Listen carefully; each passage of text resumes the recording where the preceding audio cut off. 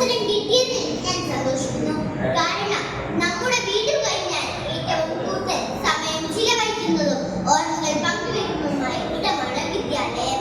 അതുകൊണ്ട് തന്നെ നമ്മുടെ ഈ രണ്ടാം വീട് വൃത്തിയും വെടുപ്പുമുള്ള ഒരു പുണ്യ സ്ഥലമായി നിലനിർത്തേണ്ടത് നമ്മൾ ഓരോരുത്തരുടെയും കടമയാണ്. ശുചിത്വം എന്നത് കേവലം ഒരു ശീലം മാത്രമല്ല, ആരോഗ്യകരമായ ജീവിതത്തിന്റെ അടിസ്ഥാനമാണ്. വൃത്തിഹീനമായ അന്തരീക്ഷം രോഗാണുക്കളുടെ വിളനിലമായിരിക്കും. ഇത് നമ്മുടെ ആരോഗ്യത്തെ മാത്രമല്ല, പഠന നിലവാരത്തെ ഗുരുതരമായി ബാധിക്കും. വിദ്യാലയത്തിൽ ഒരു കുട്ടിക്ക് രോഗം വന്നാൽ പെട്ടെന്ന് മറ്റുള്ളവരിലേക്ക് പടരാനുള്ള സാധ്യതയുണ്ട്.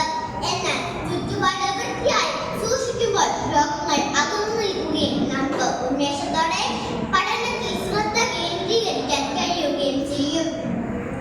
ശുചിത്വം എന്നത് ചില പ്രത്യേക സ്ഥലങ്ങളിൽ മാത്രം ഒതുങ്ങേണ്ടതല്ല. വിദ്യാലയത്തിലെ എല്ലാ കൂടത്തിലും അത് പാലിക്കപ്പെടണം. നാം അറിഞ്ഞു നേടുന്ന ഇടമാണ് ക്ലാസ് മുറി. പേപ്പർ കഷ്ണങ്ങളും പ്ലാസ്റ്റിക് മാലിന്യങ്ങളും ഡെസ്കിനടിയിലോ തറയിലോ വലിച്ചെറിയാതെ ചവിട്ടുകുട്ടിയിൽ മാത്രം നിക്ഷേപിക്കാൻ നമ്മൾ ശ്രദ്ധിക്കണം.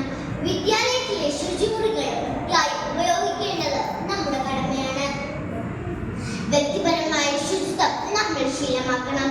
ഭക്ഷണം കഴിക്കുന്നതിന് മുൻപും കഴിച്ചു കഴിഞ്ഞതിന് ശേഷവും ശുചിമുറി ഉപയോഗിച്ചതിന് ശേഷവും കൈകൾ സോപ്പ് ഉപയോഗിച്ച് കഴുകണം.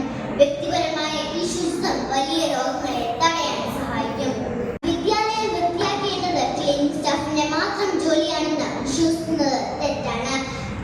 ശുചിത്വമുള്ള വിദ്യാലയം എന്നത് നമ്മൾ ഓരോ വിദ്യാർത്ഥിയുടെയും അധ്യാപകരുടെയും കൂട്ടായ പ്രവർത്തനത്തിന്റെ ഫലമാണ്.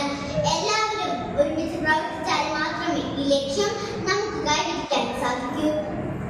ഒരു പേപ്പർ കഷ്ണം നിലത്ത് കണ്ടാൽ അതെടുത്ത് ചവിട്ടുകുട്ടിയിലിടാൻ മടിക്കരുത്. ആ ചെറിയ പ്രവൃത്തി ഒരു വലിയ മാതൃകയാകും. അതുകൊണ്ട് പ്രിയ കൂട്ടുകാരെ, നമുക്ക് കൈകോർക്കാം.